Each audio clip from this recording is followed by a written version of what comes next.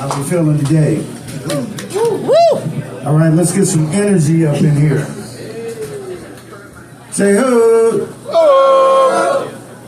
Somebody, anybody, somebody scream. Oh man, I was gonna say, man, what a good time it is to be any color, but it's really a good time to be black right now, you know, because, they're not pulling us over as much. They got this thing called doom, doom, doom, doom, doom, doom. It's ice, ice, baby. You know, I mean, they out there protesting and everything, but, and I'm down for the cause. I heard the NAACP is bagging them up now. Round of applause for that. 1 or 2. But, really, I didn't see too many of them out there when it was Black Lives Matters. But, and it's cold out there too, man. It's cold. You ain't seeing too many brothers out there getting popped. I'm telling you, man. It's just the truth, you know. And I mean, hey, I'm glad for the Caucasians that's been speaking up for everybody out there. And sorry some of y'all getting shot, but be down for the cause, you know. So I want to set the record straight. You know, last time I came up here, they had they was talking about artistic dogs, okay? So I thought about it.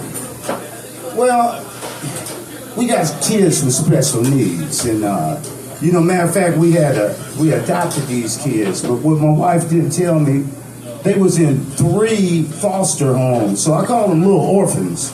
So the little orphans came to the house, right? Okay, so they have black and they have Mexican, so I call them Blaxicans. So the little Blaxicans, so their mama used to smoke meth, and so I call them meth babies too. My wife, Gary, don't do that, don't call them that. They're little humans, they're not monsters. Well, anyway, one day she gave them some candy. You know, some of that candy that you dip in the sugar. And I saw the little one going and bouncing up against the wall. I said, she's on meth. But so I told my aunt I was doing stand up, and you gotta remember she's like 97 years old, and she goes, Gary, so what you been doing? I said, I'm doing stand up, and she goes, what you standing up for? She said, you better stand up for yourself, you short. She said, you better fight the cause, you know. And so my wife's name is Melinda, she calls her Belinda. She said, so you tell Belinda hi. And we don't say bye, she just hung up on me. Okay, that's my family.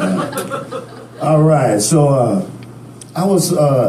anybody go through the phone and they be strolling and stuff? I'm not saying it's me, but I went through the phone and I was strolling, and then I seen this thing. It was like it said horny women in your area. Find a horny woman less than 2 miles away, and I was like, man, I ain't gonna press that button, man. And then after that had happened, I seen one that said, no more games. I'm like, oh, they're not playing around. No more games, huh? Are you going to be discreet? Are you going to keep secrets?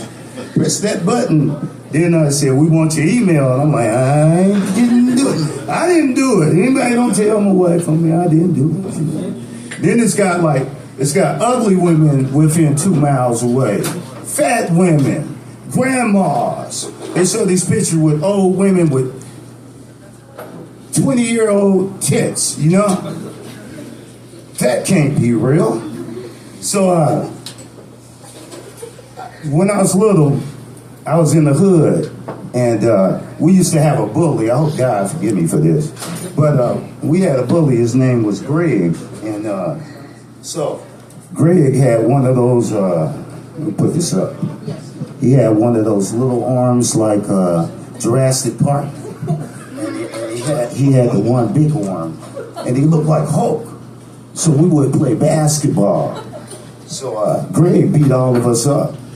So I said, what are we gonna do? So I had a friend, and he stuttered, and I could say what he said. He said, get him. So I was creative. I thought of stuff. So, we said, the only way we can get him, I said, hit that big arm. So Greg was running with that big arm and that little arm like this, and, I seen Greg about a couple of years ago, and he was like this, and I was like, no, man, I'm sorry, Greg. I love you. That's all I got. Thank you.